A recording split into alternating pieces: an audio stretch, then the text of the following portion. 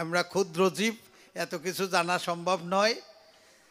তথাপিও পাগলের কৃপায় আজকে তিনি যা করাবেন তার উপরে দিয়ে ভার, তারে করে কর্ণধার। এই যে নদী, তিনি তো এই তরির কাণ্ডারি, এই দেহ তরিরও কাণ্ডারি সেই পাগল চাঁদ। তার উপরে ভার দিয়ে আমরা পাল্লার মধ্যে প্রবেশ করতে চাই। আজকে ভক্তদের সিদ্ধান্ত মতে গুরু শিষ্যের হবে লড়াই। এই গুরু কেন কেন গুরু করতে হয়, গুরুর কি প্রয়োজন, গুরু আমাদের কি করেন কল্যাণ সাধন, মূলত গুরুকে কাকে গুরু বলা যায়, এই গুরু তত্ত্ব নিয়ে আমরা বাঁধাবো কবি গানের লড়াই। হরি বলো। এ বেশি বেড়ে গেছে নাকি? আমি মনিটারে বেশি বেড়ে বাড়াইয়েন না। হরি বল। যদি কোনো ভুল ত্রুটি হয় আপনারা সন্তান গানে ঠাই দেবেন রাঙা পায়। এইবার একটা পাগল চাঁদ প্রেমানন্দে হরি হরি বল, হরি বল।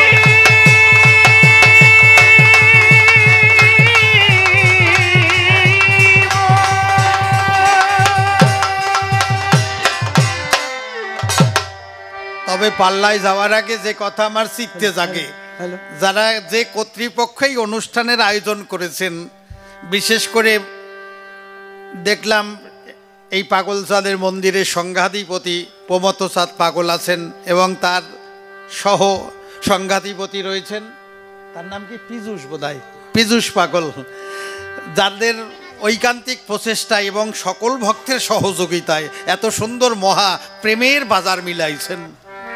7 দিন ধরে অনুষ্ঠান, এসেছেন কত ভক্ত প্রাণ, এখানে প্রেমানন্দের বাজার মিলাইয়ে আজকে অনুষ্ঠানের সমাপ্তি।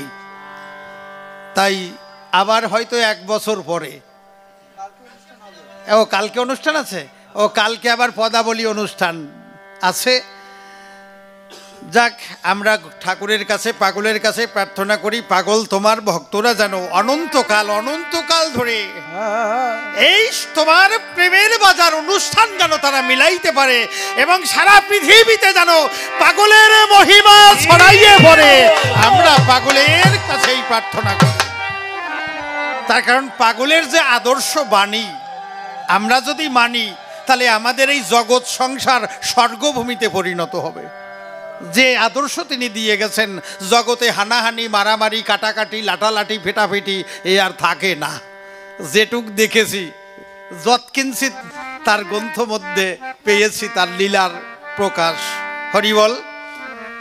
80 লক্ষ জনম ভ্রমণ করে দুর্লভ মানব জনম পেয়েছি ছড়াছড়ে। সৃষ্টির শ্রেষ্ঠ জীব আমরা। পৃথিবীতে পশু পাখি, কীট পতঙ্গ, তরু লতা তারাও জন্ম গ্রহণ করেছে, কিন্তু কেউ বলতে পারে না হরি কথা, কৃষ্ণ কথা, পারে না করতে গুরু ভজন, গুরু সাধন। আমরা মানুষ, আমাদের মধ্যে ভগবান সে শক্তি দিয়েছেন, কিন্তু এহেন শ্রেষ্ঠ জীব হইয়ে আমরা এই সংসার রঙ্গ রসে মায়াচ্ছন্ন হইয়ে কুরসে কুরঙ্গে কুপথে গিয়ে কুরঙ্গে মজে পথ হারাইয়ে ডুবে মরি। আর স্বধর্ম ভুলে আমরা যে মানুষ, আমাদের মানব ধর্ম তা আমরা মনে রাখি না। আমরা মানুষ হইয়ে পশুর চাইতেও অদম হইয়ে যাই। আমাদের কর্মকাণ্ড দেখে পশুও লজ্জা পায়। তাই কবি বললেন, এহেন মানব জন্ম তো পেয়েছি, এরপরে যে আমি যা কর্ম করলাম তা তো আমার চাইতে বেশি কেউ জানে না। তা আমি মরি, এরপর যে আবার মানুষ হব সে ভরসা নাই। তাই কবি গাইলেন, আমি এবার মরে মানুষ হব, ও আমার সে ভরসা নাই। আমি এবার মরে মানুষ হব, সে ভরসা নাই। এবার মরে মানুষ হব, সে ভরসা নাই।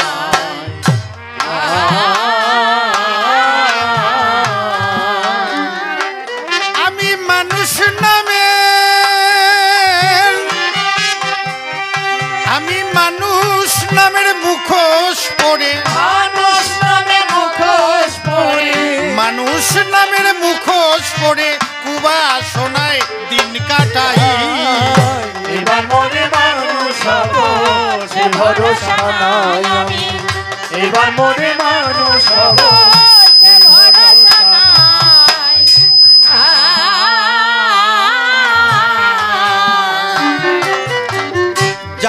কৃপাতে মানুষ হয়ে এলাম দুনিয়ায়, তার ভজনে হয় না রতি ভুলিয়া মায়ায়। ভুলিয়া মায়ায়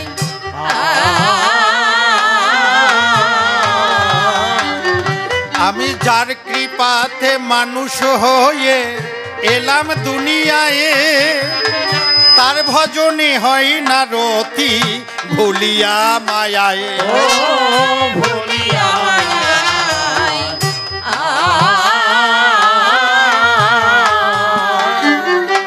আমার সৎসঙ্গে নাই সৎ ব্যবহার, করি অসৎ সঙ্গে আহার বিহার। সৎসঙ্গে নাই সৎ ব্যবহার, করি সৎসঙ্গে আহার বিহার। আমার বন্ধ রইল ভক্তির দুয়ার, বন্ধ রইল ভক্তির দুয়ার, বন্ধ রইল ভক্তির দুয়ার, মুক্তির সন্ধান কোথায় পাই?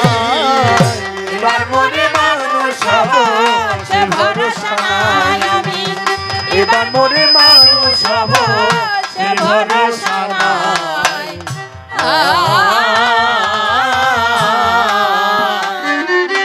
আমরাই মায়াময় সংসারে বিভিন্ন কর্মের ফেরে সারাদিন আত্মস্বার্থ চরিতার্থের তরে সরণীপুর পড়িয়ে ফেরে আমরা একটু হরিনাম গুরু সেবা সাধু সেবার সময় পাই না। কিন্তু মনে করুন ধারণা, এই মানুষ হইয়ে যদি একটু সাধু সঙ্গ ভক্ত সঙ্গ গুরু সেবা হরিনাম প্রেম ভাগ্যে না হয়, সে জীবনের মূল্য কোথায়? তাই কবি বললেন, বিষয়ের এক বিষয় বিষে বিষাক্ত এ মন, কুচিন্তা কুকর্মের বসে সতত মগন।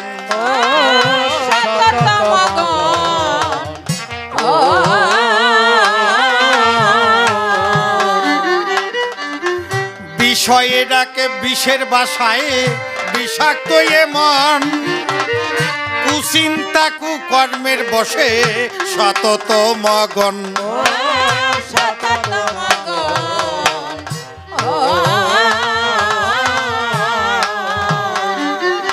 আমার মন বসে না হরি নামে, আমি সদা মত থাকি কামে। মন বসে না হরি নামে, আমি সদা মত থাকি কামে। আমরা সারাদিনে কতটুক সময় হরিনাম চিন্তা করি, গুরু চিন্তা গুরু ধ্যান করি? বেশিরভাগ নিজের চিন্তাই করি, আমার কিসে বাড়ি গাড়ি হবে, আমার সুখ শান্তি হবে, আমার আত্মস্বার্থেই বেশি চিন্তা করি। কি বলবো আপনাদিগের কাছে, তার প্রমাণ কলিকালে ডজন ডজন আছে। এখন বর্তমানে দেখবেন লোভ মানুষের এত বেড়ে গেছে, লোভের চোটে মানুষ আর বাঁচে না মোটে। দেখবেন রাস্তার মোড়ে মোড়ে টেবিল নিয়ে লটারির দোকান আজকাল বাড়িয়ে গেছে, বেড়ে গেছে। আর একদল মানুষ খালি লোভের চোটে ওই টিকিট কাটে, যা ইনকাম করে 3 ভাগের 1 ভাগ ওই টিকিটের পিছনে ব্যয় করে। টিকিট কাটে আর ভাবে যদি 1 কোটি টাকা পাই তাহলে আর আমার অভাব নাই, গাড়ি বাড়ি সুখের সীমা নাই। সুখ হয় না অসুখ হয়, আমি দিচ্ছি পরিচয়। এক বাড়িতে 2টি ভাই, বড় বাইরে একটু টিকিট কাটার দোষ আছে, হরিনামটাম করে না। ছোট ভাই একটু সাধু সঙ্গ হরিনাম সৎসঙ্গে যায়, বড় ভাই খালি টাকার নেশা ধনের নেশা, ওর লটারির টিকিট কাটে, মোটে বাদে না, মাঝে মাঝে একটু সামান্য পায়। তাই একদিন টিকিট কাটিয়ে নিয়ে দুপুরবেলা ঘুমোচ্ছে না, ও ভাবতেছে আজ যা টিকিট কাটিছি যদি কোটি টাকা বেঁধে পড়ে বাদে তাহলে কি করা যাবে। শুয়ে শুয়ে ভাবতেছে গাড়ি কিনবে, বাড়ি করবে। অনেকের বেশি টাকা হলে আবার বিয়ে করার ইচ্ছা। এখন ওর শুয়ে ঘুম আসে না, ও যাইয়ে উঠোনের মাঝখানে দড়ি দিয়ে 2 ভাই সমান করে জমি মাপতিছে। মেপে গিন্নিকে ডেকে বলছে, শোনো এই জায়গা পায়খানা বাথরুম, এই জায়গা রান্নাঘর, এইখানে 3 তলা বিল্ডিং তুলব। এই শুনে ছোট ভাই দৌড়াই আইসে কয়, দাদার ঠাইয়াই এই জায়গা বাথরুম করবি কেন? আমার ঘরে গন্ধ যাবে। বড় ভাই কয় আমার জায়গায় আমি করব, তোর কি? এই নিয়ে দুই ভাই তো দ্বন্দ্ব, ঝগড়া মারপিট লাগে। এর মধ্যে জ্যাঠা খুড়ো মাসি পিসি আত্মীয় স্বজন দৌড়াই এসছে। সে কয় এই ব্যাপার কি, তুই তো গরিব মানুষ, করিস চাষবাস, সবজি বেচে সবজি বিক্রি করে খাস, তা হঠাৎ বিল্ডিং তুলবি, এই টাকা পাবি কোন জায়গায়? ও কয় না, লটারির টিকিট কাটিছি, বাদলি তারপরে বানাবো। এখনো বাদে নাই, তাইতে দুই ভাই মারামারি। টাকা বাদলি তারপরে কি হবে আর কি? টাকা বাদলি আরো দ্বন্দ্ব লাগিয়ে যাবে না, কি করেন? তাই কবি বললেন, বিষয়ে রাখে বিষের বাসায় বিষাক্ত এ মন, কুচিন্তা কুকর্মের বসে সতত মগন। ও সতত মগন,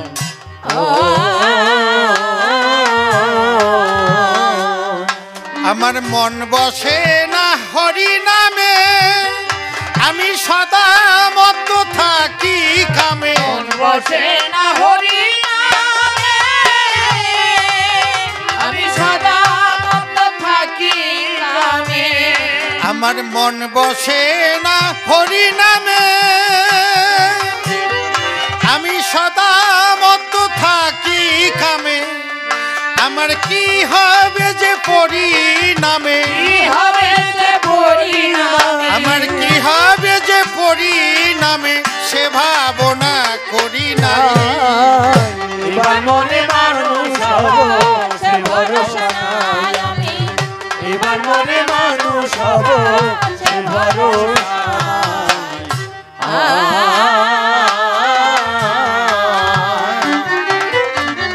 বসে শুনুন ভক্তজনা, আমরা আমাদের পরিণাম চিন্তা করি না। তাই যদি করতাম তাহলে এত দুঃখ কষ্ট থাকতো না। আমি এই আছি, আধ ঘন্টা পরে, 1 মিনিট পরে আমি জগতে থাকবো কিনা তা আমি নিজেও জানি না, সে ভরসা নাই। তথাপিও আমরা আমার করি। এক রাজামশাইয়ের ছেলে হয়েছে, পুত্র, রাজপুত্র। রাজামশাই মনে ভাবছে, আমি জ্যোতিষী পণ্ডিত দিয়ে ওর ঠিকুজি লিখে রাখবো, ও ভবিষ্যতে কি হবে আমি জেনে নেব। এই চিন্তা করে রাজামশাই দেশে ঢেরা পিটাই দিয়েছে, যত জ্যোতিষী পণ্ডিত তোমরা আমার ছেলের ঠিকুজি লিখে দেবে। রাজার আদেশ পেয়ে জ্যোতিষীগণ এসেছে ধেয়ে রাজসভায় গিয়ে এক একজনে এক এক রকম ঠিকুজি লিখেছে। রাজার ছেলে কিনা, পণ্ডিতরা কম কেউ লেখে নাই। কেউ লিখেছে রাজার ছেলে রাজা হবে, মন্ত্রী হবে, ব্যারিস্টার হবে, জজ হবে, ডাক্তার, ইঞ্জিনিয়ার হবে, যে যা বাড়িছে জম্মের লেখা লিখেছে। রাজার ছেলে কম লিখতে যাবে কেন? এখন সবাই ঠিকুজি লিখে জমা দিয়েছে। রাজা পড়িয়ে দেখতেছে জ্যোতিষীদের লেখা ঠিক নাই। এক এক জ্যোতিষী এক এক রকম লিখেছে, কারোর সঙ্গে কারোর লেখার মিল নাই। রাজা পড়ে গেছে ফেরে, মনে মনে চিন্তা করে, তাহলে মূলত আমার ছেলের পরিণাম কি? এদের দ্বারাই যা পেয়েছি এতে আমি হই নাই সুখী। রাজা খুব চিন্তায় আছে। এই মতো সময় গেটের কাছে এক পাগল আইসে কয়, জয় রাজা মহারাজের জয়, জয় মহারাজের জয়। ও আইসে ওই রাজসভায় ঢুকতে চায়, দারোয়ানরা বাধা দিছে, ওকে ঢুকতে দেবে না। ও বলছে আমি রাজার সঙ্গে দেখা করতে চাই। পাগল মানুষ দেখে ঢুকতে দেয় তাকে? ওরা কয়জন যাইয়ে রাজাকে কয় একজন পাগল এই রাজদরবারে ঢুকতে চায়। রাজা চিন্তা করলো, আমি আছি গভীর চিন্তায়, আমার ছেলের ভবিষ্যৎ কি, পরিণাম কি, দেখি পাগল কেন এসেছে, পাগলকে দ্বার ছেড়ে দাও। পাগল যেই ভিতরে গেছে, যাইয়ে বলছে, মহারাজ এই জ্যোতিষীরা আপনার ছেলের পরিণাম ভবিষ্যৎ কেউ জানে না, আমি জানি। পণ্ডিতটা তো অবাক হয়ে গেছে, বলে কি, আমরা বড় বড় ডিগ্রিধারী নামধারী জ্যোতিষী, আমরা ওর পরিণাম জানি নাই, পাগল জানে। মহারাজ বলে, তুমি কি বলছো, তুমি আমার ছেলের ভবিষ্যৎ জানো? রাজকুমারের বলে, আমি জানি ওর পরিণাম, ওর ভবিষ্যৎ আমি জানি। সবাই সভা শান্ত হয়ে গেছে। রাজা বলছে, আচ্ছা পাগল বলো তো, আমার রাজকুমার, আমার ছেলের পরিণাম কি? ওই পাগল বলছে মহারাজ তোমার এই রাজকুমার ভবিষ্যতে একদিন মরিয়ে যাবে, চিরদিন এই ধরাধামে থাকবে না, ওর পরিণাম ওর মৃত্যু। তাই আমরা এই পরিণাম চিন্তা, আমাদের মৃত্যু চিন্তা আমরা করি না।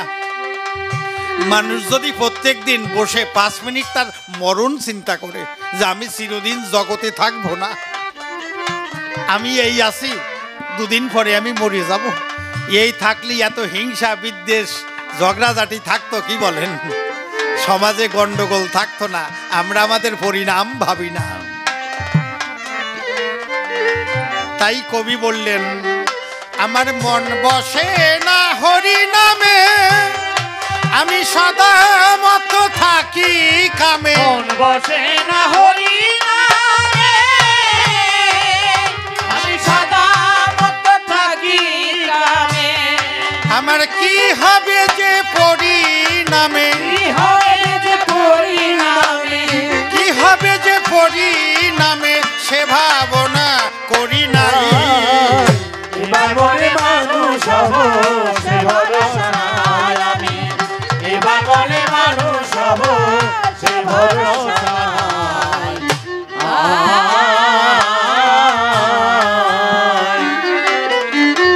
মুখে আমার মিষ্টি ভরা অন্তর ভরা বিষ, এ কথা কেউ না জানুক, জানে আমার প্রাণের জগদীশ। ও প্রাণের জগদীশ,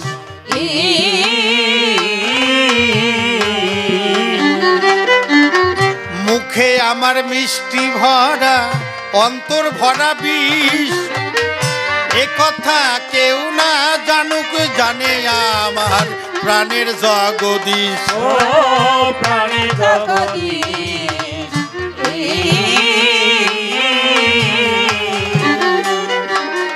শেষ বিচারের মঞ্চে উঠে জীবন ছবি উঠবে ফুটে, বিচারের মঞ্চে উঠে জীবন ছবি উঠবে ফুটে। আমরা মানুষ যতই সাধু সেজে বাইরে যতই ভঙ্গি ধরি, মনের খবর কিন্তু ভগবান জানেন।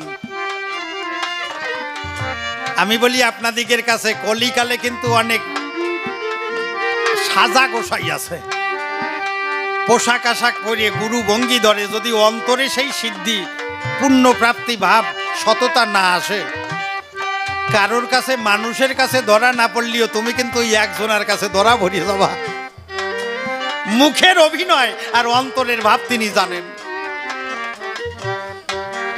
একদিন তার প্রকৃত চরিত্র ফুটে উঠবে।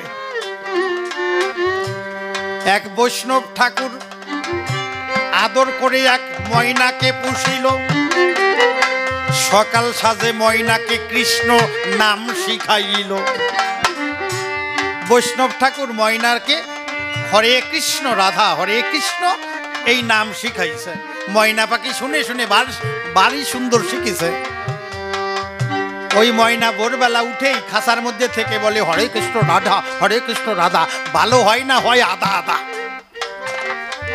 বৈষ্ণব ঠাকুরের আর আনন্দ ধরে না,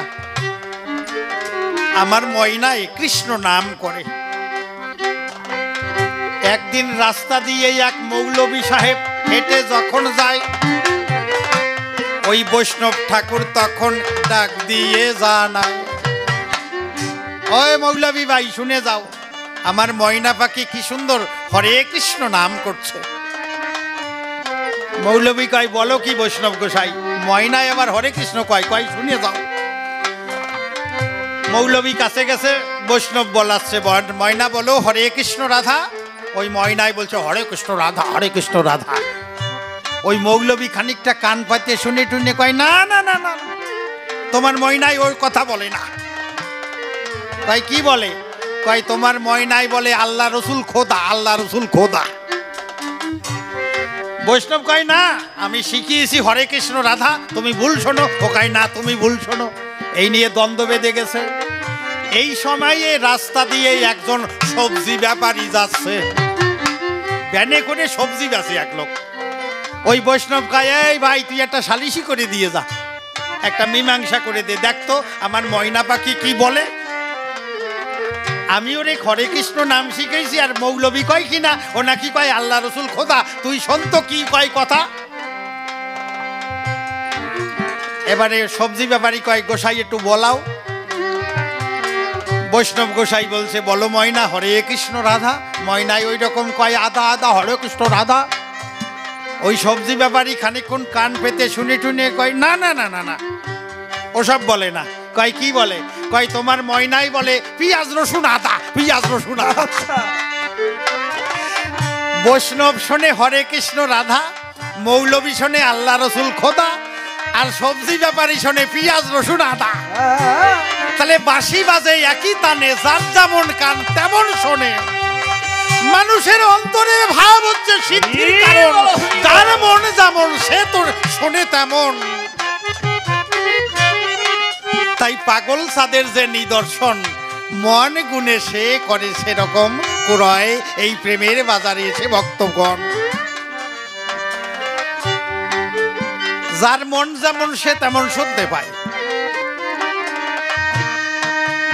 ওই ময়নার তো আর মন দিয়ে কৃষ্ণ নাম বলতো না, তো শেখানো কথা বলতো, তাই না?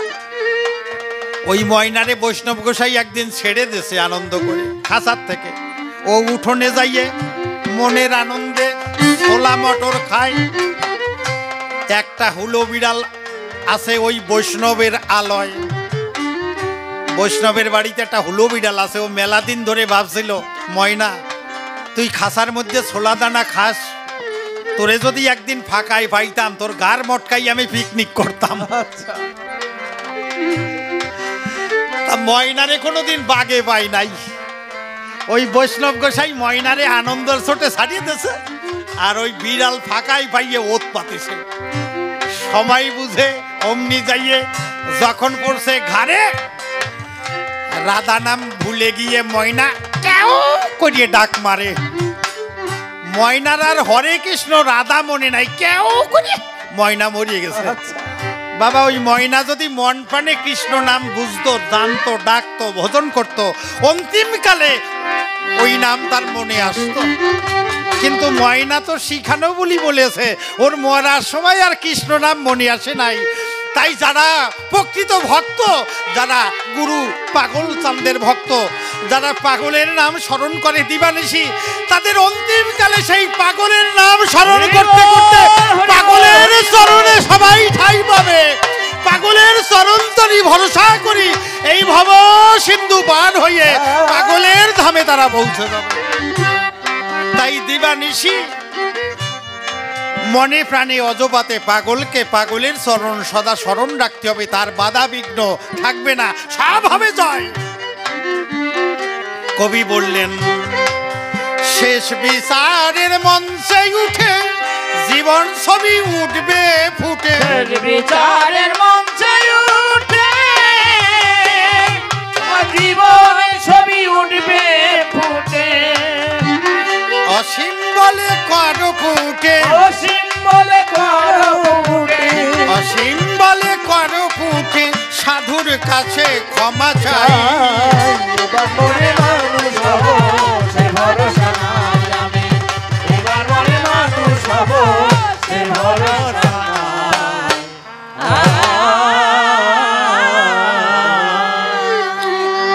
মুখে জয় রাধে গোবিন্দ বলে ঝাঁপ দিলাম কাব্য সবিলে, প্রভু তুমি কৃপা বলে রক্ষা করো প্রাণ। আমি অতি মূঢ়মতি না জানি ভক্তি স্তুতি, শুধু ভক্তগণে আমার প্রতি শুভ আশিস করবেন দান।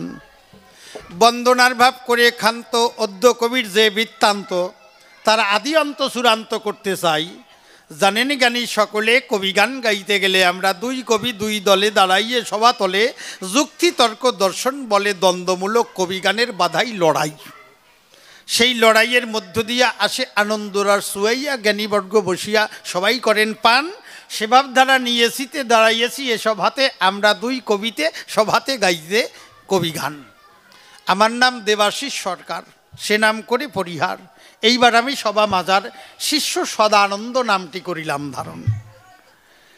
আমি নাম ধরেছি সদানন্দ, আপনারা আছেন ভক্তবৃন্দ। আমার মনে যেন সদা থাকে আনন্দ, এই আশীর্বাদ দেবেন সবাই। আমার বিপক্ষের কবি যিনি নিত্যানন্দ সরকার, পাগল নিত্যানন্দ সরকার গুণমণি, কল্পনাতে হবেন তিনি যোগানন্দ গোসাই। যোগানন্দ গুরুদেবের কাছে আমার কিছু জানার আছে, আমি পাশে কিছু প্রশ্ন তুলে ধরতে চাই, তিনি এসে সবার পাশে জবাব দেবেন রসাভাসে, জ্ঞানীবর্গ বসে বসে শুনিবেন সবাই। গুরুদেব, তুমি আমার কথা নেবা, আমার একটু কইয়ে যাবা। আমি তো চাষবাস কর্ম করি, এই সংসার ধর্ম পালন করি, সংসারই একজন। তোমরা গুরুদেব দীক্ষা শিক্ষা বীজ করো দান। তবে আগে একটা ঘটনা না বললে হবে না, আমি তো চাষা মানুষ, চাষ করতে যাই মাঠে, কি বলবো আপনাদিগের নিকটে। একদিন আইসে আমার উঠোনেতে দাঁড়াইয়ে আমি বললাম ডাক দিয়ে, কমলা কমলা এক গ্লাস জল নিয়ে আসো। আমি সদানন্দ চাষ করে দুপুরবেলা পিপাসায় আমার গলা যাচ্ছে ফুরে, প্রচণ্ড রোদ দূরে। তা আমার গিন্নির নাম আবার কমলা সুন্দরী। তা আমি বললাম, কমলা তাড়াতাড়ি জল নিয়ে আসো, আমার ফাটিয়ে যাচ্ছে পিপাসায় গলা। তা কমলা তো জল নিয়ে আসে না মোটে, কি বলবো আপনাদিগের নিকটে। খানিকক্ষণ পরে আমার মা এসে কয়, বাবা এই নে জল খা। আমি বললাম, মায়ের ঠাই, ও মা তোমার বৌমা কোথায় গেছে, সে কেন আসে নাই? মা করে বর্ণনা, সে তো এখন ঘরে না, সেই পাশের গ্রামে বীজ আনতে গেছে। বীজ আনতে গেছে মানে কি হয়েছে? আমি ভাবলাম কোনো পশ্চিমবঙ্গ সরকারের কৃষি দপ্তরের কোনো কৃষক বন্ধু আসিছে, গরিব চাষিদের মধ্যে উন্নত হাইব্রিড ধানের বীজ, পাটের বীজ টিজ, সার, জৈব সার টার, কীটনাশক এগুলো চাষিদের দিচ্ছে। আমার গিন্নি খবর পাই আনতে গেছে। আমি করলাম ধারণা আমি একলা ঘরে থাকবো না, আমিও তাহলে যাই। আমি একটা বস্তা ঘাড়ে নিয়ে পাশের গ্রামে যাইয়ে দেখি 100 লোক আছে লাইনে দাঁড়াইয়ে, পিছনে দাঁড়াই। একজন আমারে ডেকে কয়, ও চাষি মহাশয় বস্তা নিয়ে এলে কিসের দায়? আমি এলাম বীজ নেবার কারণ। ওই লোক করে মানা, চাষি ভাই তুমি যা ভাবছো তা না, এ বীজ সে বীজ না। এ বৃন্দাবন থেকে শ্রী শ্রী যোগানন্দ গোস্বামী প্রভুপাদ এসছেন, উনি জীবের কর্ণমূলে দীক্ষা শিক্ষা বীজ মন্ত্র দিচ্ছেন। তোমরা যে মাঠে বীজ ফলাও সে বীজ না। আমি করলাম ধারণা, আমি চাষা মানুষ, আমি যা সরল সিধে যা বুঝিছি, যে বীজ এ বীজ সে বীজ না। এ বীজ কেমন? কয় এ বীজ গুরুদেব কানের মধ্য দিয়ে এই দেহের মধ্যে করে বপন। ওরে কপাল, কানের মধ্য দিয়ে তার বীজ ঢুকাইয়ে দেয়, এই বীজে কি হয় তা তো আমার জানা নাই। আমরা চাষা ভাই মাঠে বীজ বোনাই, তাতে ফসল ফলে, জগৎ জীবের অন্ন মেলে, তাই গুরুদেব কি বীজ করে দান। মনে আছে বাবু, আজকে গুরুর কাছ থেকে শুনে লব। আমি ধীরে ধীরে লাইন ঠেলে গুরুদেবের কাছে গেছি চলে। চিন্তা করলাম দিলে গুরুদেবের কাছ থেকে তো বীজ নেব, কর্ণমূলে গোসাই বীজ মন্ত্র দেবেন, তাহলে এতে কি হয় তা তো আমার জানা নাই। খালি খালি নিয়ে লাভ নাই, আগে জানতে চাই। এইবারে গুরুর কাছে কিছু প্রশ্ন করে মূল তত্ত্ব জানার বাসনা অন্তরে, তাই এক এক করে গুরুর ধারে প্রশ্ন করব দান। আপনারা আছেন জ্ঞানবান, আমি শুনেছি শাস্ত্রে বচন, মহাজ্ঞানীজন বলেছেন, তাই শুনতে পাই। স্বামী বিবেকানন্দ পর্যন্ত বলেছেন যে চক চক করলেই সোনা হয় না। সোনা যেমন স্বর্ণকারে কষ্টিক পাথর দিয়ে ঘষে পরীক্ষা করে প্রকৃত সোনা কিনা, চকচক করলে তো সোনা না, ভেজাল সোনা হতে পারে। তেমনি গুরু গোসাই করতে গেলে আমি বলি সবাতলে, সে প্রকৃত সিদ্ধ খাঁটি গুরু কিনা তা আগে জেনে নিতে হবে। পোশাক পরা গোসাই দেখে যাইয়ে তার কাছে দীক্ষা নিয়ে আজকে গুরু কব, 3 দিন পর আবার অন্যতা তো তারে বলা যাবে না, কি বলেন? তাই গুরু সঠিক সিদ্ধ কিনা আগে না জানিয়ে যত্রতত্র গুরু করা ঠিক না। এই জন্য আমি সদানন্দ মনের বাসনা গুরুদেবরে একটু প্রশ্ন দিয়ে ঝালাই করিয়ে নেব, দেখি গোসাইয়ের ভাব হাব ভাব কেমন, গুরুর মধ্যে কেমন প্রেম, কেমন সে ভক্তদের আপন করে নিতে পারে। গুরু তো অনেক প্রকারে আছে বাবা। এখন গুরুর কাছে প্রশ্নগুলি এক এক করে ধরবো তুলি। গুরুদেব, তুমি তো আমার দীক্ষা শিক্ষা বীজ দেবা, তার আগে আমার কথা নেবা, এই বীজ তোমরা কি বীজ দাও? গুরুদেবরা কি কিলিং বিলিং হংকং কি একটা কি কইয়ে দেয় বাবা, এ তো আমরা বুঝি না তার মানে। তুমি বলবে মম সন্নিধানে এই বীজ কি, কেন এই বীজ নিতে হয়, এই দীক্ষা বীজে মানবের কি কল্যাণ হবে, না নিলেই বা কি হয়? আর নিলেই বা কী হয় তা তো আমার জানা নাই। আপনি আমার কথা নেবেন, গুরুদেবের কাছ দিয়ে বীজ মন্ত্র নেবেন, নিয়ে সারাদিন ওই বীজ জপবেন, মন্ত্র জপ করবেন। আমার কাছে বলুন দেখি, ওই বীজ জপ করলে পেট ভরবে নাকি? সন্ধ্যাবেলায় দেখবেন খিদায় পেট চরচর করবেন আর কি। আপনাদিকের আছে জানা, ওই বীজ জপে আমার মনে হয় রোগ ব্যাধিও যায় না, আমার যা ধারণা। এখন গুরুদেব কি কয় তা শুনে দেখি পরে।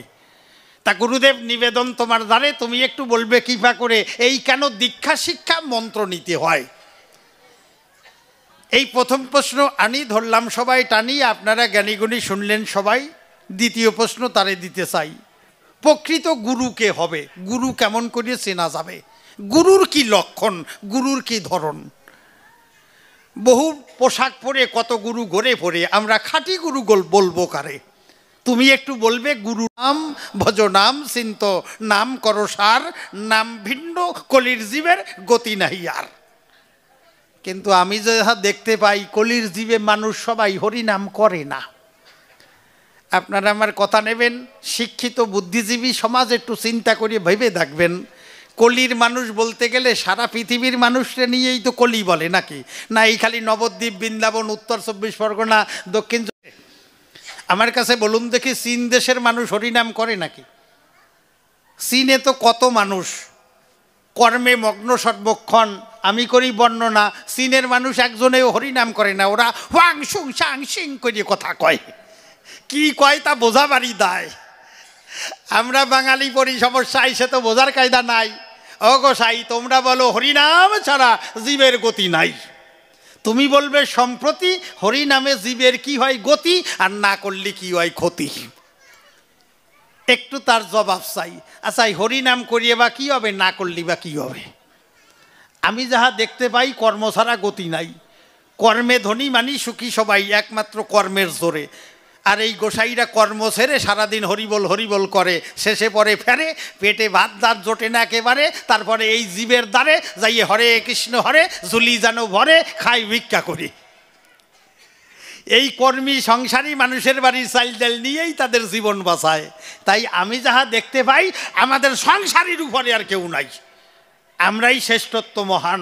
তোমরা সাধু জগতের কি করো কল্যাণ। তাহলে দুইখানি প্রশ্ন হয়ে গেছে। আমি বলি আপনাদিগের কাছে, দীক্ষা শিক্ষা আর হরিনাম। এইবার আর একটা প্রশ্ন কিন্তু দিয়ে গেছি যে গুরু কেন প্রয়োজন, প্রকৃত গুরুকে কেন গুরু ধরতে হয়, কারে গুরু বলা যায়। এবার আমার কথা নেবা, একটু বলিয়ে যাবা। আজকে আমরা এই পাগল চাঁদ ধামে কবিগান করতে এসছি। এই যে পাগল চাঁদ, তিনি কে, কেন এলেন এই ঘোর কলিকালে, কেন তিনি এসে এই জগৎ জীবকে কি দিয়ে গেলেন? পাগল চাঁদের মহিমা তথ্য আনি, তুমি একটু ধরবে টানি, শুনবে ভক্ত জ্ঞানী গুণী, তোমার মুখে গোসাই শনিবারে চাই। আমরা তো কত কত অবতার কলিকালে পাই, কিন্তু এই পাগল চাঁদ যে অবতার, কোথায় আছে তা প্রমাণ তার। আমরা কেমন করে বুঝবো তিনি ভগবান? তার লীলায় একটু ধরবে তুলে, শুনবে যত জ্ঞানী দলে। আচ্ছা, আমরা জানি কৃষ্ণ ভগবান, রামচন্দ্র ভগবান, গৌরহরি ভগবান। লীলার দ্বারাই ভক্ত জ্ঞানবান পায় তার প্রমাণ। কৃষ্ণচন্দ্র যখন অবতীর্ণ হলেন, দস্যু পাপি তাপি বিনাশ করে, অকাসুর বকাসুর কংসাসুর মেরে সাধু পরিত্রাণ করে তার লীলাই বোঝালেন যে তিনি ভগবান। রামচন্দ্র কি করলেন? রাক্ষসকুল রাবণ বংশ সংহার করিয়ে ধর্ম সংস্থাপন করলেন। গৌরহরি কলির পাপাহত জীবকে হরিনাম দিয়ে উদ্ধার করলেন, জগা মাধাকে উদ্ধার করলেন। এইবারে তুমি আমার কথা নেবা, পাগল চাঁদের লীলা একটু বলিয়ে যাবা। পাগল চাঁদ মানব কল্যাণে তার কি অবদান? আমি যাহা দেখতে পাই পাগল চাঁদের পঞ্চসতী পাই। আগে আগে যত অবতার ভগবান আমরা করেছি দর্শন, এই রকম পঞ্চসতী, এক দুই সতী আমরা দেখি নাই কখন। যদিও আমাদের গোবিন্দ কৃষ্ণের কিন্তু অনেক রমণী ছিলেন নাকি? আচ্ছা, কৃষ্ণের কত বউ ছিলেন? সহধর্মিনী 8 জন প্রধান জানি, রুক্মিণী, সত্যভামা, ইন্দুবতী, জাম্বুবতী, শিশিলা ইত্যাকারে। আরে 16,100 ছিলেন চারিদারে। তা পাগল সাদের দরবারে আমরা দেখলাম লক্ষ্য করে পাগল সাদের ছিল পঞ্চসতী। এই পঞ্চসতী কারা? এই পঞ্চসতী ভক্তের কি করেছেন কল্যাণ এবং পাগল চাঁদের অবদান তুমি একটু তুলে ধরিয়ে যাইও সমাজস্থান জানিবারে চাই। বর্তমানে দেখতে পাই পাগল চাঁদের ভক্তরা সবাই এক শিষ্য আর এক শিষ্য গুরু ভাই দেখলে পরে জয় গুরু বলে প্রণাম করে। এই আদর্শ তাদের অন্তরে দেখে আমাদের প্রাণ জুড়ায়। তাহলে ভালো গুরুর না হলে ভালো শিষ্য কোনোদিন কি হয়? আমি পাগল চাঁদের বিরুদ্ধে মোটে কব না, তবে পাগল চাঁদ যে ভালো মহামানব একজন, তিনি অবতার পূর্ণ পুরুষ মহামানব কি আমার তো পুরো পূর্ণাঙ্গ জানা নাই, শুধু পাগল চাঁদে পাই। এখন তিনি কে, মূলত কেন এলেন? জগতে তো সাধু অবতার অনেক দেখতে পাই, কিন্তু সবার তো লীলা আমাদের পরিপূর্ণ জানা নাই। আমরা ঈশ্বর বহু রূপে ধরাধামে এসেছেন, মৎস্য কুর্ম বরাহ বামন পরশুরাম বিভিন্ন আকারে। তাই তুমি একটু কৃপা করে পাগল তত্ত্ব শোনাইয়ে যাইও। মনে করি ধারণা প্রথম পর্বে আর বেশি প্রশ্ন দেব না, দেখি গোসাই করে কেমন আলোচনা সভ্য সবার ঠাই। তবে শোনেন, আজকের যে পাগলের ধামে আলোচনা কোনো কঠিন রঙ্গরসের মধ্যে আমরা যেতে চাই না, এখানে মূল তত্ত্বটা আমরা করতে চাই বর্ণনা। কবিগানে অনেক রঙ্গরস হয়, তবে এই পাগল চাঁদের বহু শিষ্যর আমরা নাম পেয়েছি, যারা বড় বড় কবি সরকার, রাজেন পাগল, রাজেন সরকার, উপেন্দ্র সরকার, ছোট রাজেন, তারা ওই পাগল চাঁদের কৃপা পেয়েছেন। হাজার হাজারে লাখে লাখে ভক্ত খেজুর তলায় গিয়ে পাগলের কৃপায় তারা ধন্য হয়েছেন। নিশ্চয়ই তেনা তার কাছে কিছু মহান আদর্শ পেয়েছেন, নয় খালি খালি কারোর কাছে কেউ যায়। আমি করি বর্ণনা, কই আপনার আমার কাছে তো কেউ যায় না। তাহলে পাগল চাঁদের নিশ্চয়ই অপার মহিমা কিছু ছিল। কি বলবো সবার ঠাই, তা তো সবার জানা নাই। আর জ্ঞানী মহাজন হয় যারা, আত্মমহিমা বেশিরভাগ প্রচার করে না তারা এই ভক্তের দ্বারা ভগবানের লীলা প্রচার হয়। ভক্ত যদি না থাকিত ভগবানকে কে চিনিত? তাই ভগবান বললেন, ভক্ত আমার মাতা পিতা, ভক্ত আমার গুরু, ভক্তে রেখেছে নাম বাঞ্ছা কল্পতরু। ভগবান যুগে যুগে ভক্তকে দিয়েছে মান, আর ভক্তের দ্বারাই ভগবানের প্রচার হয়। কি বলবো আপনাদিগের কাছে, ভক্ত মনে প্রাণে নামে ডুবে থাকলে তার কল্যাণ হয়। পাশে আমার একটা ঘটনা মনে পড়ে গেছে। এক পরিবারে এক অন্ধ শিশু জন্ম নিয়েছে। সে সন্তান চোখে দেখে না, জন্ম মাত্র। এখন মা বাবার একমাত্র সন্তান, মা বাবা স্নেহ ভরে সন্তানটাকে মানুষ করে। মা বাবা যখন বৃদ্ধ হয়ে গেছে, ছেলেকে ডেকে বলছে, বাবারে তুই অন্ধ, তোকে অবহেলা করি নাই, আমরা যতন ভরে মানুষ করেছি মা বাবা দুইজনাই। এখন তুই বড় হয়েছিস, কথা নিস, আমাদের এখন সেবা যত্নের প্রতি কর্মে তুই যোগ দিস, কর্ম করিস। মা বাবা বৃদ্ধ হলে তো কাজ করতে পারে না, তখন সন্তানরা মা বাবারে দেখে। ওই অন্ধ ছেলে চিন্তা করে, দিলে আমি তো চোখে দেখি না, আমি কি কর্ম করব ভূমণ্ডলে, আমার তো কর্ম করার উপায় নাই। ওই একটা কর্ম নিয়েছে। কি কর্ম? ভিক্ষাবৃত্তি। ভিক্ষাবৃত্তি গ্রহণ করেছে। ওই অন্ধপতিক নগরে যায়, নগরে যাইয়ে গৃহে উঠোনে দাঁড়াইয়ে কয়, আমি অন্ধ, বাবা আমাকে ভিক্ষা দাও। সবাই ওরে যৎকিঞ্চিৎ ভিক্ষা দেয়। একদিন এক সদ্গুরু, প্রকৃত গুরু বৈষ্ণব ঠাকুর, ওই অন্ধকে দেখতে পেয়ে তাকে কয় ডাক দিয়ে, বাবাজি তুমি খালি মানুষের কাছ থেকে নাও, দুই হাত বাড়াইয়ে সেই নাও, তুমি তো কাউকে কিছু দাও না। ওই অন্ধ ডেকে বলে তারে, আমি তো অন্ধ, দেখি না একেবারে, আমার কর্ম করার শক্তি নাই, আমি কি দেব গোসাই? ওই সদ্গুরু বলছেন, না, তোমার মধ্যে দেওয়ার আছে।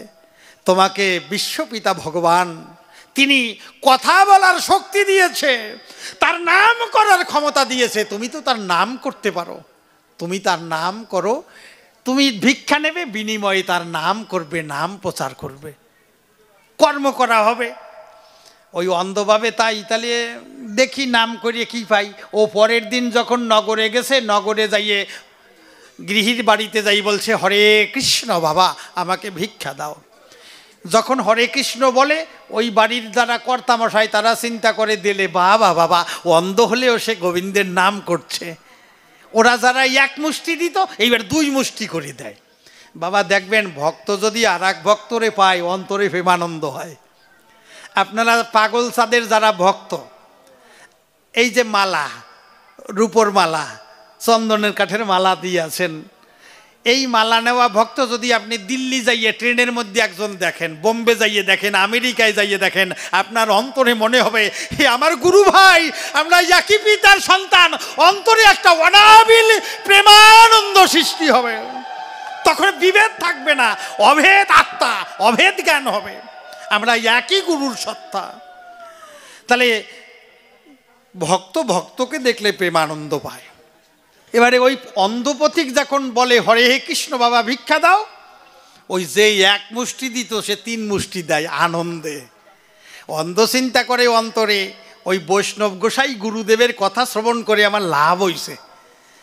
ও করে ধারণা আমি আর কৃষ্ণ নাম ছাড়া ভিক্ষা করব না। ও দাঁড়িয়ে দাঁড়িয়ে যাইয়ে বলে হরে কৃষ্ণ বাবা ভিক্ষা দাও, ওর জুলি অল্পে ভরিয়ে যায়।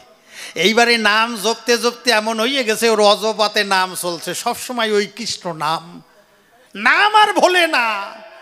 এখন শয়নে স্বপনে ভ্রমণে জাগরণে সবসময় অবিরাম ওর অন্তরাত্মায় নাম চলে। এখন এই অজপাতে যারা নাম করে গোবিন্দ সহায় হয় তার উপরে। ওই অন্ধ একদিন ভিক্ষা করতে যাইয়ে পথ হারাইয়ে, পথ ভুলে ভুল পথে গেছে চলি। মাঠের মধ্যে পশ্চিম দিকে একটা ছোট রাস্তা ধরেছে, ওই রাস্তা ধরে যেতে যেতে সূর্য প্রায় ডুবে যায়, সন্ধ্যা আগত হয়। আর ওই পশ্চিম দিকে একটা গহন বন আছে, ওই বনে আছে একটা মানুষ খেকো বাঘ। ওই বাঘ অন্দরে দেখতে পেয়ে ভাবে আজকের একটা মানুষের মাংস খাওয়া যাবে, মেলা দিন মানুষের গার মটকাইয়ে রক্ত খাই না, দাঁড়াও আইসে নাও। ওই বাঘ ওত পেতে বসে আছে, অন্দরে ধরবে। এখন অন্ধ তো হরে কৃষ্ণ বাবা ভিক্ষা দাও বলতে বলতে চলেছে, আর ওদিকে বাঘ বনের কাছে ওত পেতে আছে। যেই অন্ধ বনে ঢুকে গেছে, বাঘ রেডি, শুকনো পাতায় মসমস করে আওয়াজ হচ্ছে। অন্ধ ভাবছে কোনো পথিক এসেছে, ও দুহাত বাড়াইয়ে বলছে বাবা হরে কৃষ্ণ আমাকে ভিক্ষা দাও। কে ভিক্ষা দেবে? বাঘ ওত পেতে আছে। এদিকে অন্তরের খবর অন্তর্যামী ভগবান জানেন।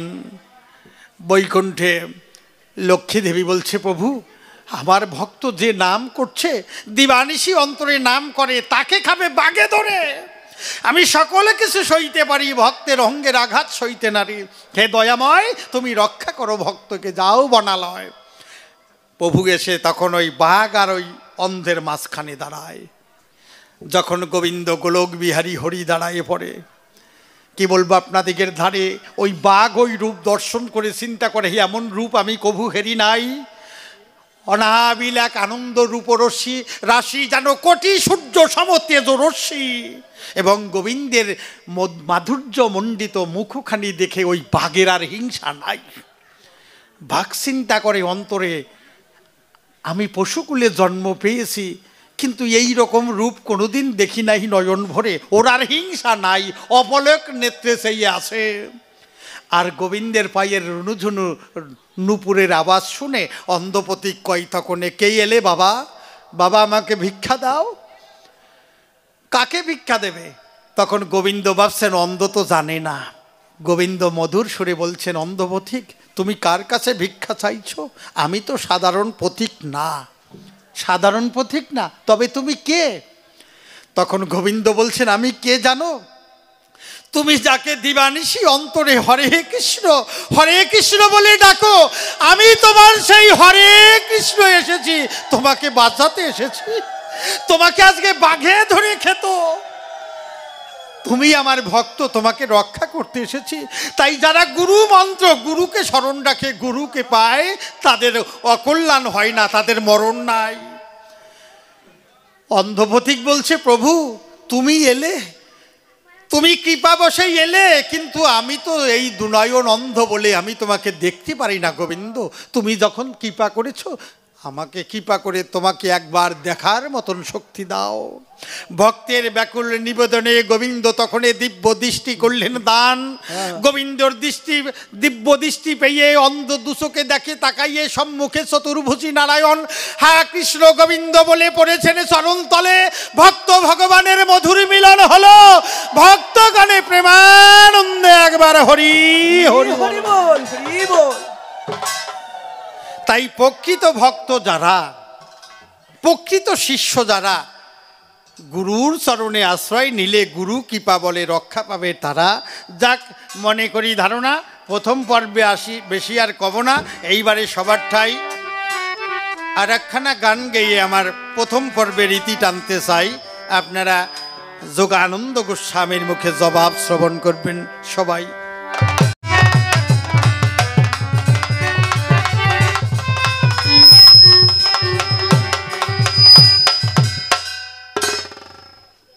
হরি বলো। কোনটায় বাঁশি বাজাচ্ছে? হ্যাঁ কোনোটাই কথা বল, একটু হ্যালো বলো। বন্ধ হয়ে গেছে। হ্যালো হ্যালো হরি বল। এই বেহালাটা বন্ধ হয়ে গেছে।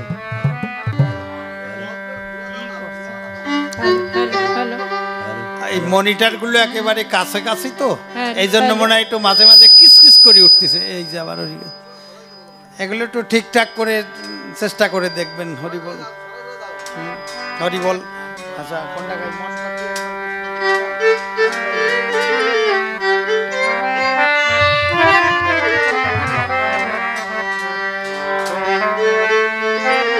হরি বলো। আপনারা এখানে সবাই পাগল চাঁদের ভক্ত আছেন, কৃষ্ণ ভক্ত, গরু ভক্ত সবাই আছেন। তাই একখানা গোবিন্দের গুণগানি গাই। হরি বল। মন পাখি একবার কৃষ্ণ কৃষ্ণ বল, মন পাখি একবার কৃষ্ণ কৃষ্ণ বল, মন পাখি একবার কৃষ্ণ কৃষ্ণ বল।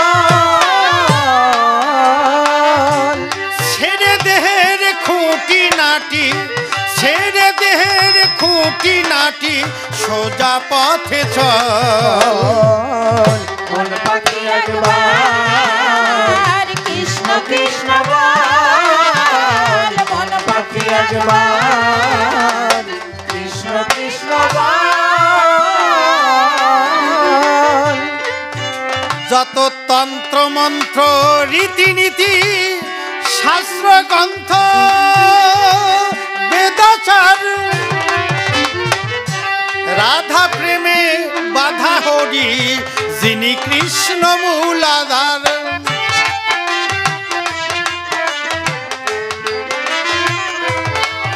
যত তন্ত্র মন্ত্র রীতিনীতি শাস্ত্র গ্রন্থ বেদাচার, রাধা প্রেমে বাধা হরি যিনি কৃষ্ণ মূলাধার। জাতি মানে কুল ভুলে হা কৃষ্ণ গোবিন্দ বলে, জাতি মান কুল ভুলে কৃষ্ণ গোবিন্দ বলে, জাতি মানে কুল ভুলে হা কৃষ্ণ গোবিন্দ বলে। ভাসিয়া দুই আখি জলে, ভাসিয়া দুই আখি জলে, মন চিত্ত কর নির্মল, মন পাখি একবার কৃষ্ণ কৃষ্ণ বল, মন পাখি একবার কৃষ্ণ কৃষ্ণ বল।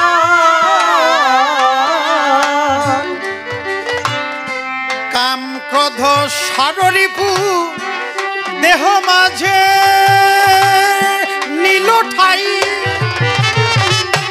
অহৈত কি প্রেম ভক্তির ফুল তাতে ফোটে নাই।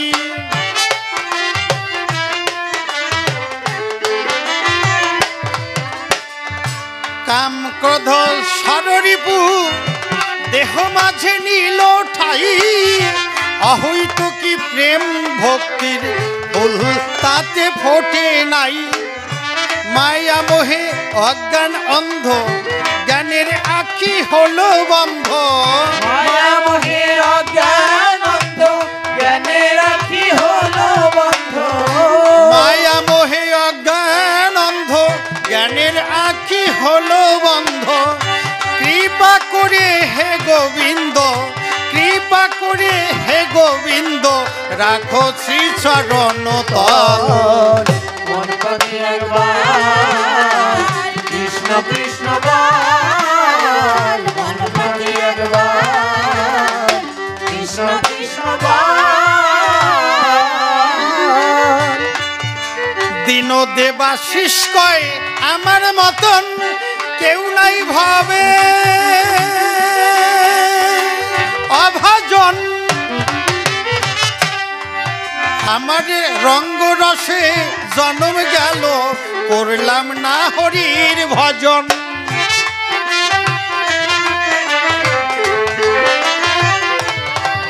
দিন দেবাশিস কয় আমার মতন কেউ নাই ভাবে অভাজন। রঙ্গরসে জন্ম গেল, করলাম না গুরুর ভজন।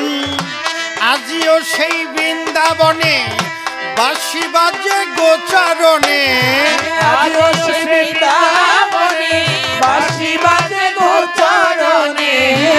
আজিও সেই বৃন্দাবনে বাঁশি বাজে গোচারণে। রাধা ভাবের ভাবুক শোনে, রাধা ভাবের ভাবুক শোনে, নিত্য চিত্ত যার সরল। মন পাখি একবার কৃষ্ণ কৃষ্ণ বল, মন পাখি একবার কৃষ্ণ কৃষ্ণ বল।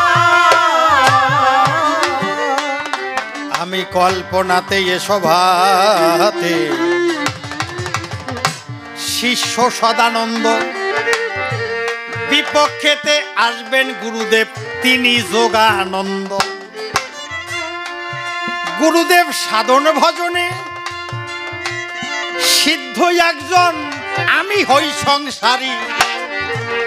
ধর্মতত্ত্ব জানার তরে কিছু প্রশ্ন তাকে করি। প্রথম প্রশ্ন দিয়েছি তারে,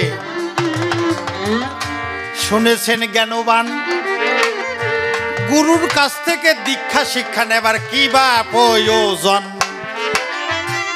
কি বা দীক্ষা কি বা শিক্ষা জানিবারে চাই। আবার কেন বলো তোমরা হরি নাম ছাড়া গতি নাই? জগতের মানুষ সবাই তারা করে না হরি নাম, বহু রূপে বহু নামে ডাকে আমরা দেখিলাম। তাহলে গোসাই তোমরা কেন বলো হরি নাম ছাড়া গতি নাই? এই নামের কি গতি, আর না করলে কি ক্ষতি? শুনতেই অভিপ্রায়। আর একখানি প্রশ্ন দিয়েছি আমি সভাতে দাঁড়াইয়ে, পাগল সাদের লীলা তত্ত্ব একটু যাবে কইয়ে। তবে আমরা দেখতে পাই অধিকাংশ গোসাইরা সংসারই হয় না, সংসার ত্যাগ করিয়ে চলে যায়। কিন্তু পাগল চাঁদের বেলায় তা নাই, তিনি পঞ্চসতী নিয়ে সংসার ধর্ম রক্ষা করলেন এবং ভক্তদের সংসার ধর্ম রক্ষা করতেই বললেন। কিন্তু তোমরা অনেক গুরু গোসাইরা দেখি বলো এ সংসার ভালো না, অসার, মায়াগার, যন্ত্রণাগার। অনেক গুরু গোসাই আবার বলে সংসারীরা নাকি গোবিন্দ কৃপা পাবে না, এরা নরকের কীট। কিন্তু পাগল চাঁদের বেলায় দেখি তা নাই। তিনি জাতি বিদ্বেষ ভুলে সকল মানুষ নিয়ে একত্রে চলেন। তার কাছে কোনো জাতাজাতি নাই, হিন্দু মুসলিম খ্রিস্টান বৌদ্ধ মুসি মেথর ডোম চন্ডাল, পাগল কাউকে কোনোদিন বিভেদ করেন নাই। এ কেমন পাগলের লীলা, কেমন প্রেমের বাজার! তিনি কেমন গুরু ছিলেন যে সাধারণ অনেক গোসাইদের ভাবের সঙ্গে পাগলের ভাবের মিল নাই। তাই কি পেয়ে পাগল হয়, কেন পাগল কয়? এই পাগল তত্ত্ব সবাই সত্য একটু বলবে সুনিশ্চয়। আমরা অনেক সাধু গোসাই দেখেছি, কিন্তু পাগল পাওয়া খুব কঠিন। পাগল তো আর খালি খালি হয় না, তাহলে কেন তাকে পাগল চাঁদ বলা হয়? তিনি প্রকৃত পক্ষে কে, কেন এলেন এই মানব কল্যাণে? পাগল চাঁদের কি বা অবদান জগৎ কল্যাণে? তাই ত্যাগ বড় কি সংসার বড় করিবে বর্ণন, আমি তো সংসারে থেকে করি ওই মা বাবার সেবন। আমরা জানি সংসার ধর্ম বড় ধর্ম, কিন্তু অনেক গুরু গোসাই তারা সংসার ধর্ম রক্ষা করেন না। আজকে তো যোগানন্দ গোস্বামী এরা অনেকটা ত্যাগী হন, সংসার টংসার ছেড়ে ত্যাগ করে চলিয়ে যান। তাই ত্যাগ বড় কি ভোগ বড় করিবে বর্ণন, তোমার মুখে শুনতে মনে আমার আছে আকিঞ্চন। দেখি গোসাই এসে সভা পাশে কোন সে কথা কয়, কোন সে ভাবে দিয়ে যায় তার ভাবের পরিচয়। আবার পাগলের ভক্তদের গলায় কেন দেখি রূপার চন্দনেরই মালা, এই মালা তত্ত্ব বললে যে একটু কাব্য সভা তলা। হরিনাম দীক্ষা শিক্ষা জানি, এই মালা আবার কেন নীতি হয়? অনেকে মালা দেখি 2 প্যাচ নাই আর কি 3 প্যাচ করে নেয়, পাগলের ভক্তদের দেখি 1 মালা, পেঁচাপেচি নাই আর কি। যাক, আপনারা ভালো, এই জায়গার মায়েরাও আপনারা ভালো। 1 মালাই মনে হয় জ্বালা থাকে না নাকি? অনেকে যারা পেঁচায় তাহলে বেশি পেঁচালি গন্ডগোল হয়। শোনেন, এক বন্ধু আর এক বন্ধুরে বলছে, বলতো ভাই জিলাপি স্ত্রীলিঙ্গ না পুরুষ লিঙ্গ? ও কয় জিলাপি এটা স্ত্রীলিঙ্গ, পি আছে, পুল্লিঙ্গ হবে জিলাপ, জিলাপ জিলাপি। কয় না ভাই এতে হইল না, তুই একটু ভালো করে কয়া। আচ্ছা, কয় শোন, মায়েদের মহিলাদের কথা কেমন সুন্দর মিষ্টি, জিলাপি মিষ্টি আর কি। আবার জিলাপিতে দেখো না পেঁয়াজ, মায়েদের মনের মধ্যে ওই রকম পেঁয়াজ। হরে কৃষ্ণ, কি সুন্দর ব্যাখ্যা করিছে দেখেন আর কি। গোসাই আমি করি মানা, তুমি জানো আবার এইরকম ব্যাখ্যা করিয়ে না। আচ্ছা, না, এই জায়গার মাইকে মনে কোনো পেঁয়াজ নাই, হরি বল, আপনারা সবাই ভালো বুঝলেন। এখানে পাগল চাঁদের দরবার কি না, এই জায়গায় সব পেঁচাপেচি চলে না। তাই পাগলের ভক্তরা 1 মালা। এই মালার কি তত্ত্ব, কেন মালা দিতে হবে?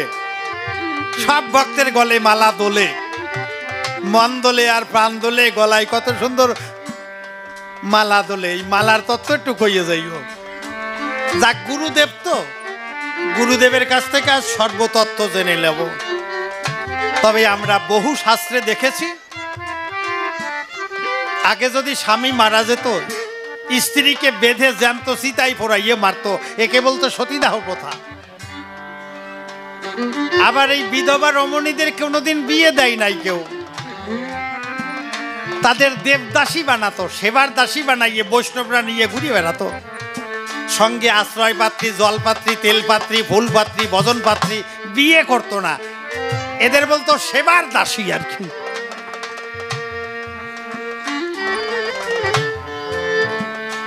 বিধবা বিবাহ ছিল না, কিন্তু পাগল তিনি ভক্তদের বললেন যে বিধবা রমণী ঘরে রাখবে না, তাদের বিবাহ পুনরায় দেবে। এই যে অপার লীলা, এ তো কোনো গুরুদেব কয় না। আমরা সিরিয়ালে টিভিতে দেখেছি, ওই দেবদাসী প্রথা একটা সিরিয়াল দেখাইছিল। একটা মন্দিরে 200, 500, 1000 বিধবা রমণী থাকতো, তাদের সেবার দাসী বানাই রাখতো। তারা ওই মন্দিরে সেবা পূজা করত, আর ওখানে মাঝে মাঝে বড় বড় মাতুব্বররা সুযোগ পালিয়ে আকামের দফা রাখত। তাই পাগলের কাছে কিছু নতুনত্ব দেখতে পাই, যা আগে কারোর মধ্যে এরকম দেখি নাই, কেউ বলেন নাই। সেই সমাচারগুলি তুমি একটু পরিষ্কার করে মূল তত্ত্বগুলো এনে বলে যাই। গুরুদেব, তোমাদের মধ্যে দেখি একটা কান্তা প্রেমের ভজন আছে, কি এখন কান্তা না নন্তা? এই কান্তা প্রেমটা কি রমণী সঙ্গে? পুরানো শাস্ত্রে বলে, বৈষ্ণব শাস্ত্রে বলে, নারী হচ্ছে আগুন। আগুনের কাছে ঘি রাখলে যেমন গলে যায়, নারীর কাছে পুরুষ গেলে পুরুষের তার ধন সম্পত্তি অরণ হয়ে যায় আর কি। কিন্তু পাগল তা করেন নাই, তিনি নারীদের মান দিলেন। এটা কি করে সম্ভব? বৈষ্ণবদের ভাবের সাথে পাগলের দেখি যে মিল নাই। তারা টেপাটেপি নিয়ে ঘুরে বেড়ায়, মান যে কবু দেয় নাই। সেবার দাসী বানাইছে, কিন্তু এখানে দাসী বানাই নাই, জগৎ জননী রূপে পূজা করতেছি আর কি। এ অপার কীর্তি। আর ওখানে কি টোপলা নিয়ে দাসী ঘুরিয়ে বেড়ায় আর কি। আচ্ছা, সিস্টেমটা কেমন? কলিকালে কেমন দৃশ্য দেখে প্রশ্ন জেগেছে দিলে, ভালো করে জবাব দিয়ে যেও তুমি সভা তলে। তাহলে কোন জগতে গেলে নারী পুরুষ একত্রে ভজন সম্ভব? শাস্ত্রে বলছে নারী ভালো না, নরকের দ্বার। আমা তাই বলে নাই? এই জন্য আপনাদের আগে অসম্মান করা হতো। এইরকম কবি গান শুনতে মায়েদের আসতে দিত না কেউ। ওরে কপাল, কাছের বাসকে যেমন মিষ্টির আটকাইয়ে রাখে, মায়েদের এরকম ঘরে আটকাইয়ে রাখতো। আবার মাঝে মাঝে সুযোগ পেলি কলতারা মারধর দিত আর কি। কর্তা ভাবের ছোটে 8-10টা বিয়ে করতো, তাতে দোষ নাই, কিন্তু মায়েদের বেলায় ছিল না। শোনেন, বাংলাদেশে এক ভদ্রলোক জমিদার, তার টাকা করি আছে, পাকা বাড়ি টাড়ি আছে করিছে। তাই এখন উনি আবার হয়েছে একজন মুসলমান সম্প্রদায়ের লোক। তাই ওই লোকের না বিয়ে করার খুব বাতিক। তা ওই যারা গরিব মেয়ের বাবা, তারা ওই জমিদারি দেখে মেয়ে বিয়ে দিত। আর ওনার ওই বিয়ে করার এমন বাতিক চাপিছে, বিয়ে করিয়ে 6 মাস 1 বছর পরে তালাক দিত। তা 60 বছর বয়সে একজন 23 বছরের যুবতী লাস্টে বিয়ে করিয়ে আনিছে ঘরে। এখন যাইয়ে বাসর ঘরে বুড়ো আর বানের বাসে না আনন্দের চোটে। এখন ওই বুড়ো কর্তায় বাসর ঘরে ঢুকে গান ধরছে, বিবি গো ওই আমি ঠকি না, আমি ঠকি নাই। ভালো ভালো। এখন ওই বউটা বলছে, হ্যাঁ গো স্বামী, তুমি আমার চাইতে কত দামি, তা তুমি হঠাৎ বাসর ঘরে এসে গান ধরলা কেন? কয়েস বললো না, তুমি আমার 26 বছরের বউ, তোমার চন্দ্রমুখ দেখে আমার অন্তরে জেগেছে প্রেমের ঢেউ, তাই তো তোমার একটু গান শোনাইলাম। কেন জানো? তুমি আমার 9 নম্বর বিবি।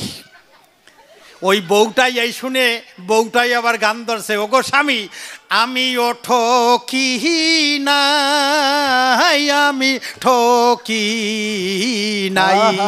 কয় কেন বিবি, কি হয়েছে? কয় তুমি আমার 10 নম্বর বর।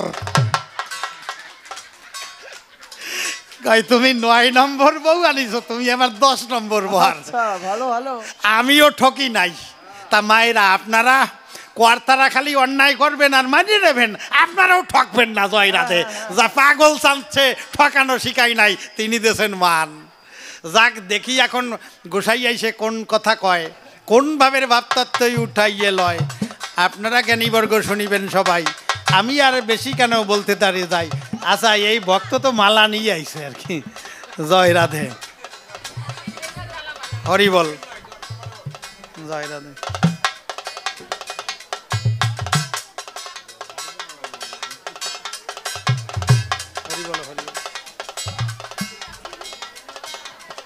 যাক, ভক্তে আনন্দে নিয়ে এসছে মালা, আমার যেন ঘুষে যায় সকল জ্বালা। এই আশীর্বাদ করবেন আপনারা সবাই, ভক্তের কাছে আমি এই ভিক্ষা চাই। পাগল সাদের কি পাই, যাতে জীবন হয় ধন্য, এই নিবেদন করি সবাতে দাঁড়াইয়ে। আর বেশি কথা কেন কাবো আমি কইয়ে, দেখি গোসাই এসে এবার কোন কথা বলে, কোন ভাবের ভাব তথ্যই উঠাইয়ে তোলে। যে কয়খানি প্রশ্নপত্র করিয়ে গেছি দান, এই যদি ধরে ধরে দেয় সমাধান, অন্তরে অন্তরে দেখিলাম ভেবে, ইহার জবাব দিতে তাহার অনেক সময় যাবে। তাই কেন তারে আমি বলতে যাব বেশি, খুশি বললে গোসাই আমার হবে যে অখুশি।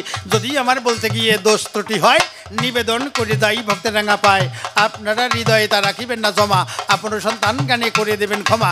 এই পর্যন্ত আমার ভাব ক্ষান্ত হয়ে গেল। জয় জয় পাগল চাঁদ প্রেমানন্দ, একবার হরি